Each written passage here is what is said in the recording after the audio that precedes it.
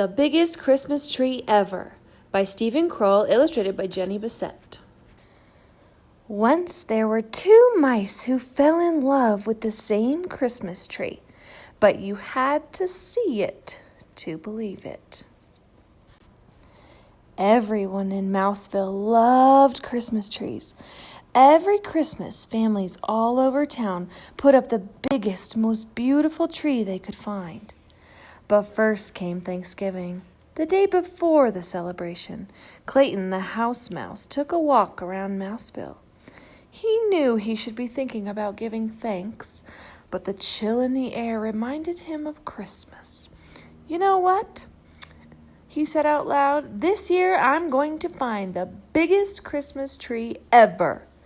Not far away, Clayton's friend Desmond, the field mouse, said exactly the same thing. That night, Clayton helped his mom and dad, his brother Andy, and his sister Trudy make a special cheese casserole and a nut pie for Thanksgiving dinner. Over at Desmond's house, Desmond and his brother Morris helped Uncle Vernon fix a big pot of vegetable stew and a cheesecake. Everyone ate too much. After dinner, Clayton's grandma and grandpa sat in the living room, holding their tummies and grumbling.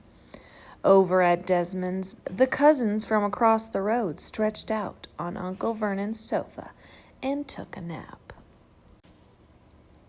The following morning, Clayton woke up early. He wanted to be first at Clara's Christmas tree farm at the edge of town. That way he could have his pick of the biggest trees. Over at Desmond's house, Desmond tumbled out of bed with the same thought. Clayton hurried over to Clara's, but it was hard to go very fast. He was still too full of Thanksgiving dinner.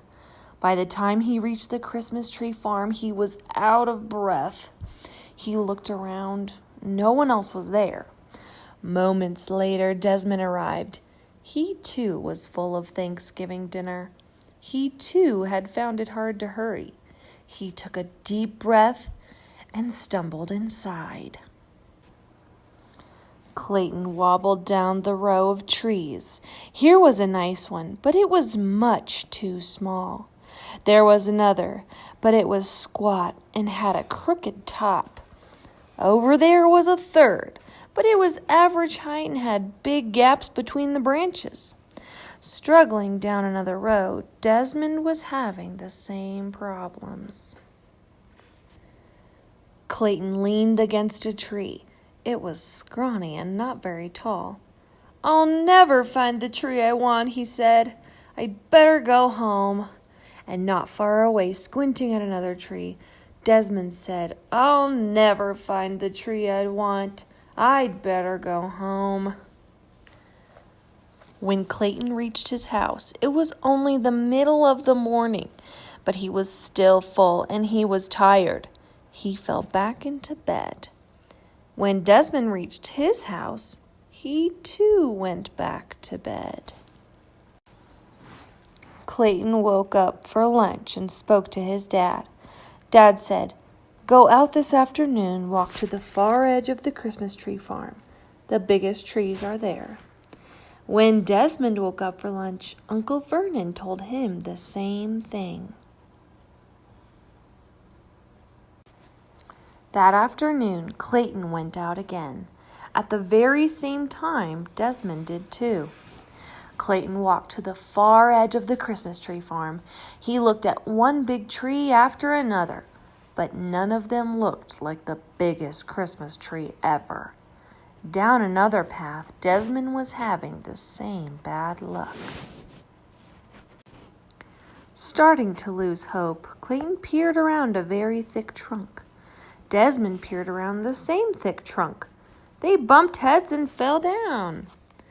"I bet you're looking for the biggest Christmas tree ever," said Clayton. "I bet you're looking for the biggest tree ever," said Desmond.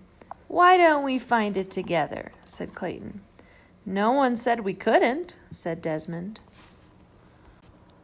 They set out through the rows of trees. They looked and looked until it was almost dark. Just as they were ready to give up, there it was, a Christmas tree so big and so tall it reached the sky. "How will we cut it down?" Clayton asked. "It's much too big for the two of us." "Where will we put it?" Desmond added. "It won't fit in your house or mine." Clayton and Desmond smiled. "Our families will help us," they said together. And that is what happened. Clayton's dad and Uncle Vernon came out with their axes, and with the help of Clayton and Desmond, they chopped down the giant tree.